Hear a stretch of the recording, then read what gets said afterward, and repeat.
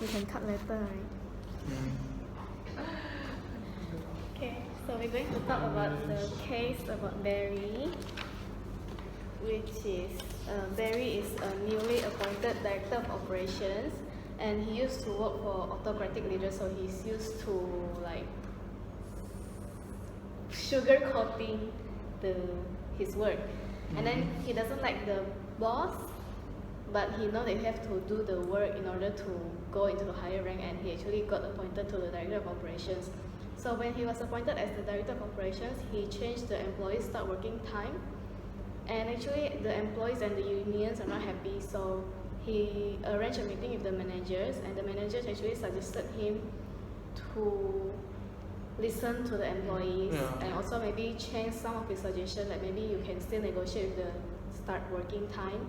But then he actually tell them that he decided not to do anything because if they don't like it, they can just resign. He say, if they don't like it, let them walk. And as far as the union, those idiots has nothing better to do than to stir up trouble. Relating to the political frame, because we have to understand that political is acknowledging that a lot of different groups in the organization with different interests.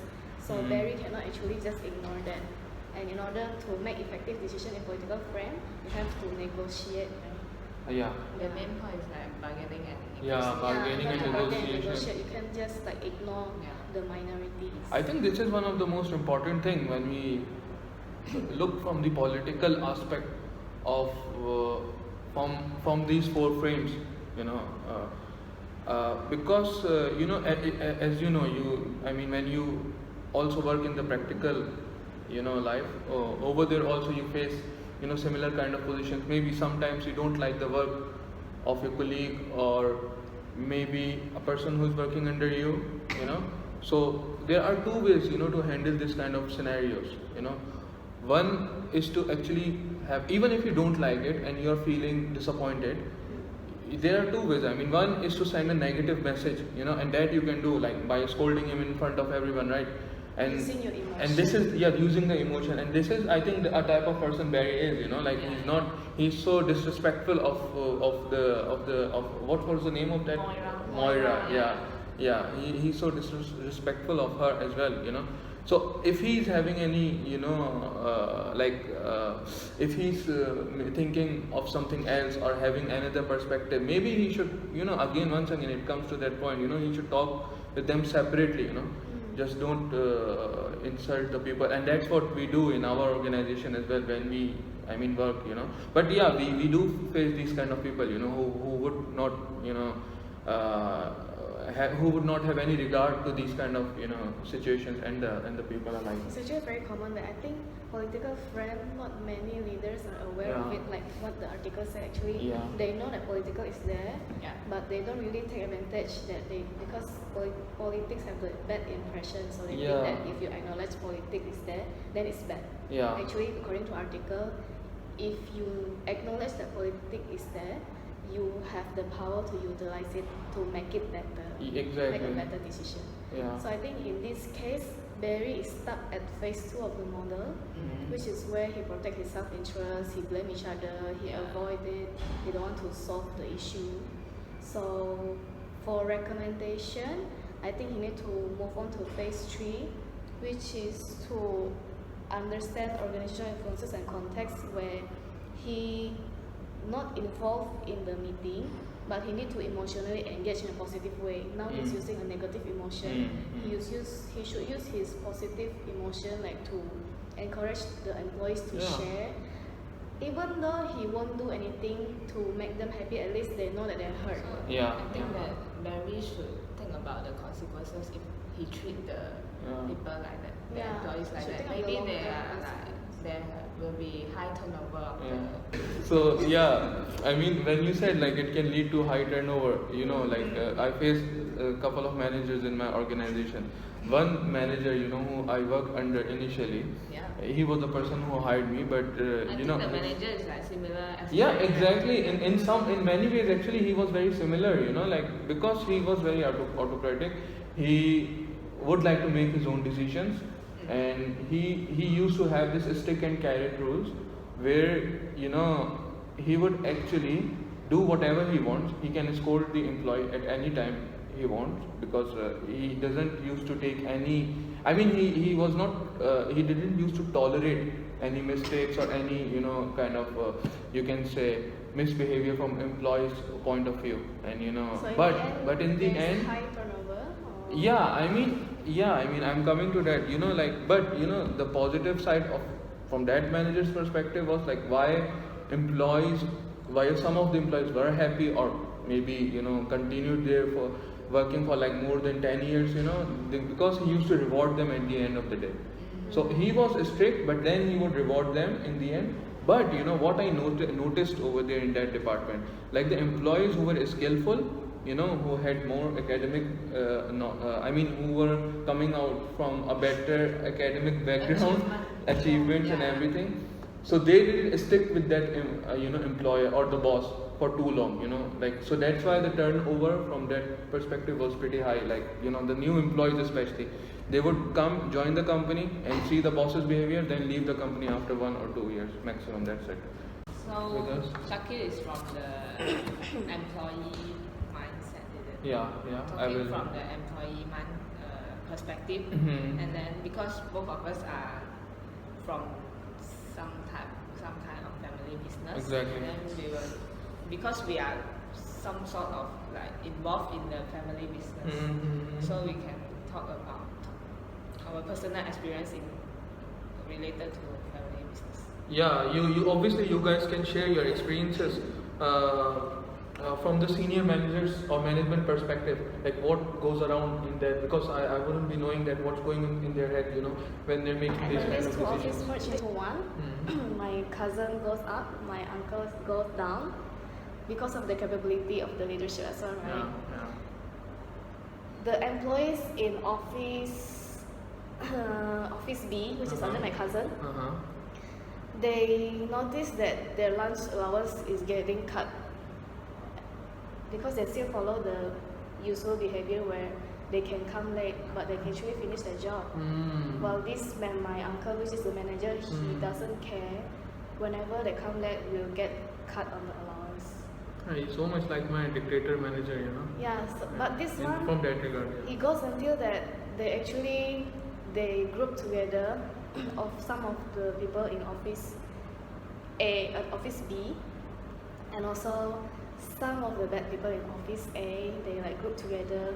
They actually come to my cousin and also my dad that they want to complain about the salary. They actually, like, you can say it's a strike. They actually first they formed a group, kind of a union. Kind of an internal union. Yeah. Does your uncle know it? No. He's actually, we are suspecting that he's actually the one like triggering this kind of thing. Because he's, you know, he has the employee mind, right? He's trying to sabotage his cousin's. He just want to show my dad that my cousin is not doing a good job. Yeah. In a way, and he also wants to have a raise in his personal salary, of course, right? So this group of people, they actually first they went to my cousin. They say they want to complain, and then we're like, how come you complain now? You've been working for 20 years. And then they're like, yeah, because we just merged into one, and then how come I got cut on my salary, on my lunch allowance, and they want to restructure the whole salary thing. Like, I want a raise, everybody want a raise, and then I want to work at least a lesser hour. I don't want to work on Saturday, that kind of stuff. These things were coming from your uncle's employees or staff, right? No, actually from my cousin's employees. So actually there are also some bad employees under my cousin. So they're actually merging together. Maybe there are some complaints and now they're triggered. Is it because the employees do not like the system that the cousin implement? Like they come late, they will cut their lunch? Because there are two parties involved, right? I mean, see, there are two parties. One is your uncle's side, one is your cousin's side, right? Now they're supposed to merge into one. They have merged into one company, but right? Uncle is still doing the thing. Yeah, you know what I see in this scenario, like your uncle has kind of more influence, you know, over the employees.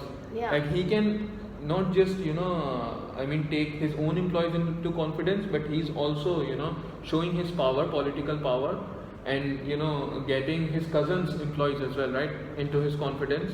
So now both have both employees from both sides have formed one kind of union or a group, and now they are complaining about. Because he has the employee's mind, or my cousin, he's actually thinking as a leader. So now he's being isolated, right? Your cousin, yeah. But actually, not all voice out. Only like mostly the warehouse department, because they are more like doing the dirty work. Yeah. But I know quietly everybody want a raise and stuff. So in the end, I heard about this case when I went back end of last year. So we actually he actually used, what do you call it? The Employee Act something. He used laws to attack us in a way. Oh. Your uncle, your cousin. This group. This group, formed by the uncle, but obviously. You cannot say it's formed by. I mean, they are just speculating.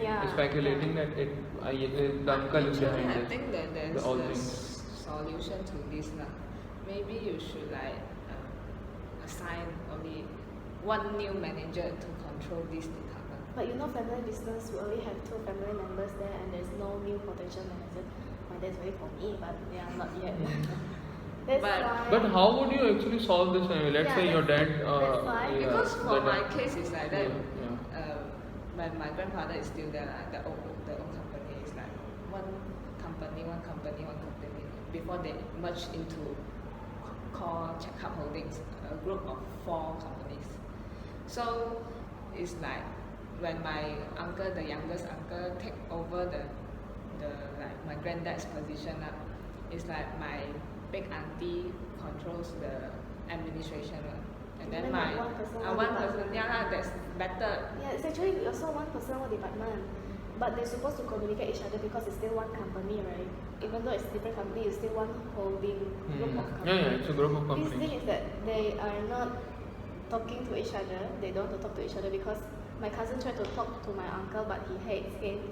So, it's so fascinating to know about it. I think he treated me that way as well. Like whenever we told him that you have to do this, you have to change the way you do stuff, that you have to do this, like, yeah. But in the end, he keep doing the same stuff. So it's very hard to improve. Do they have a board of directors or meeting? No, ours is not that. Not that professional. Yeah, not that professional. My company. Because yours is a private holding. Yeah, yours is holding. It's already. It has to be a structure. Because every month they have board of directors meeting like that, and then they will talk to each other face to face, and then solve the issues. My aim is to have that, but we still. There are also quarrelings, arguments. Yeah. But at least you sit together in a It's fascinating to know that what kind of politics goes. Those who can control the emotions and use the political power in a positive manner, those can be classified under the leaders.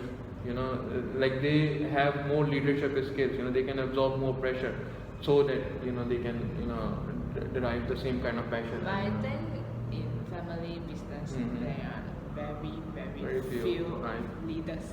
Yeah. Because they are not selected based on their capability, but based on personal relationship. Yeah, see what is happening in your family business, right? If your father sees a potential in one of your cousins, right, who is young and passionate, but now he's being dragged back by one of your uncles who is from the senior management, but he has this because they assign according to their seniority. In their family business, that's what happens right now. Very true case. And this culture actually now, since you are talking about what happened in the boardroom, since you are in the family business, but you see the same effect trickle down to the lower management as well.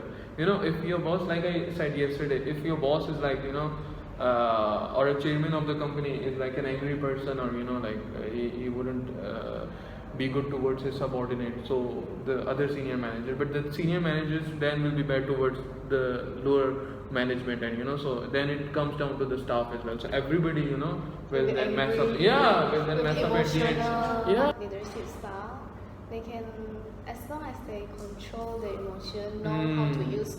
When should you use your emotion? When you should keep it away? You shouldn't use the personal relationship to treat your employee. Exactly. And know when to participate in the issue is also a very important factor because as a manager you actually have the option to whether or not you involve in the issue, right? You can just let your employee to solve it, or you have to actively participate in managing the issue. Exactly. So I think the most important part is to know when you should go jump into the issue, or you just like participate in terms of encouraging them to solve the issue. And it's applicable to all kind of all kind of leadership style. Yeah, true. I think I want to share one situation. Yeah, it's sure. like when my youngest uncle, he takes over the position, the CEO position, and then for sure my aunties, because he's the youngest, for sure my aunties, uncles who work like for 20 something over years, it's like not happy. Yeah, not happy. Why is he the one who with the less experience and just graduated Is he from the only guy? Not only, I got 2 guys. Oh, then why? But I don't know, but this one is the one who studied abroad only. The others didn't. Maybe he's like more open-minded. Yeah, He's the one who, how to say, that's what happens. with golden key, golden spoon. Have you heard before? You mean like he's the only one that the grandfather want to spend more to study overseas? Why? I mean, because traditional Teochew really? family. Like you choose one child. Because he's a amongst the guy. children. Okay. And then he's the youngest. Oh. Yeah. Usually they do that. Like the youngest, they treat it better. The main point is the guy. Yeah, the you know. guy. They pay attention on guy On more guy than more. the Oh, girls. it also happens in Chinese culture as well. Yes, very heavily. Oh, really? And then one of my aunties very smart one and very not is it called cunning? Cunning. Cunning is Cunning is like one form of clever. Yeah lah. This kind of the negative way of clever. Means he can think a lot of tactics to like Sneaky. Yeah. something maybe. like that lah. Yeah, And then maybe. she like buy into my uncle's side. It's like how to say she Sucking up. yeah. Sugarcoating my uncle. The others didn't do like that lah, Because they they're are not more happy. they are more like not that cunning Yeah. And then she Actually, this is a kind of a skill. She is now very successful. She's the like left hand and right hand of my uncle. So a lot of my mom, my big aunts, Actually, that's what. not really like her. I think if you want to describe it in political frame terms, Yeah. it's like she know that there are different interests in one company, and then she know which power to go to. Exactly. She has the power. Originally, she has the power already. But she know there's one bigger power. Yeah. And then It's she like go going and there. stick. That's what happens. So she's from political frames. Yeah. She's very good in playing politics. Yeah. She can cause trouble here, cause trouble here, boom, Yeah, boom, that's boom, everywhere. In a way, you can say that she is good politically. She know where to control her emotion. Even though she doesn't like your youngest uncle, she actually control his emotion and still work for him to get This one, Yeah. Actually, So she's actually using this model. hence the reason.